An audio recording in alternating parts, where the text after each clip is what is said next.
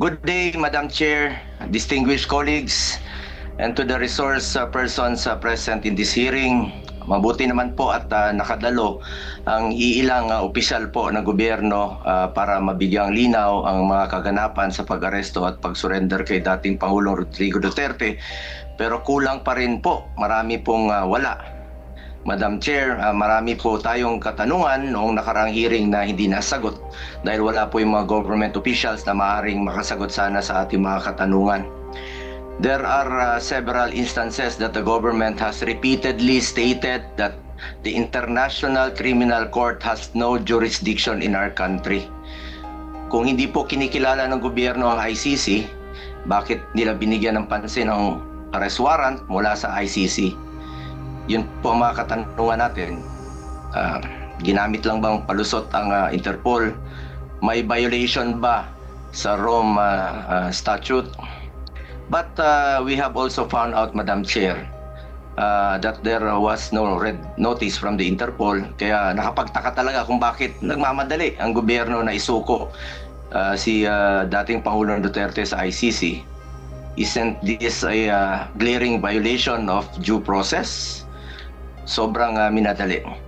Ano po ang naging batayan ng inyong pagkilos at bakit may pagmamadali sa pagpapatupad ng pag-aresto?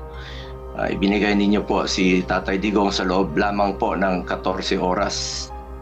Mas mabilis pa sa alas 4.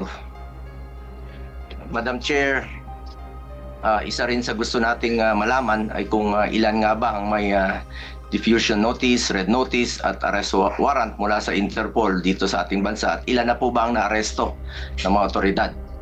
Based sa website ng Interpol, 11 Pilipino ang may red notice mula sa Interpol. Lahat ba ito nasa Pilipinas? Lahat na ba ito ay nahuhuli na o hindi pa? Kung ito ay may red notice mula sa Interpol, misto lang hindi pinansin ng mga otoridad, bakit ngayon mabilis pa sa alas 4 bigla kayong umaksyon? Sa totoo lamang po, marami pang may mga warrant, marami pang may arrest warrant na hindi ninyo naaresto hanggang ngayon. Pero pagdating kay dating Pangulong Duterte, walang isang araw ang bilis ninyong inaresto.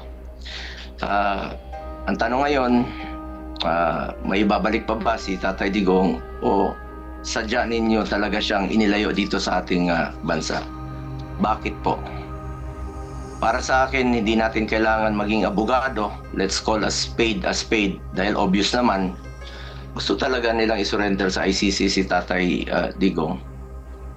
Kaya sabi ko dati, kahit mag-hearing tayo dito araw-araw, ang importante po ay mapauwi si Tatay Digong, bring him home. Dito sa sarili nating bansa, dapat harapin kung ano man ang inaakusa sa kanya. Unfortunately, Madam Chair, gusto ko talagang mag-participate araw-araw. Sama tayo dyan sa hearing. Pero hindi ko po kayang humarap sa ilang tao sa pagdinig na ito na hindi marunong rumispeto.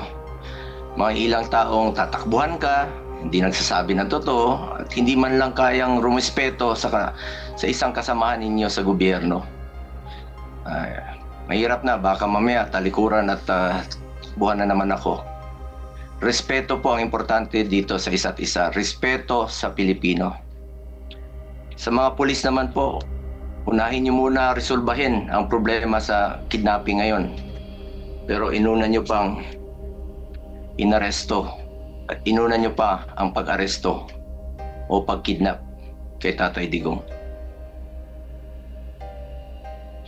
O naman po, nung nakaraang March 11, gusto kong pumasok, pinababa tayo sa sasakyan, sa gate. At kahit si VP Sara, hindi rin po pinapasok, isang abogado at anak pa ng dating Pangulo. Ngayon, maayos naman kayong tinanggap sa Senado. Sana marunong rin po kayong magbigay ng kortesiya. Lalo na gusto lang nating masiguro na ligtas at nasa maayos na kalagayan si Tatay Digong, lalong-lalo na po ang kanyang kalusugan. Nakakalungkot lamang po, matanda na si Tatay Digong. Alam ko naman na matapang at matatag siya. Pero kitang-kita naman natin sa kanyang iniinda, harmless at fragile na po si Tatay Digong. Hindi na siya dapat ipinilit, ilayo at dinala sa ibang bansa. Hindi na po siya tatakbo sa inyo. Hirap na nga siya maglakad. Maski pagtali ng kanyang sintas at medyas, hirap na po siya. Lahat naman po tayo tumatanda.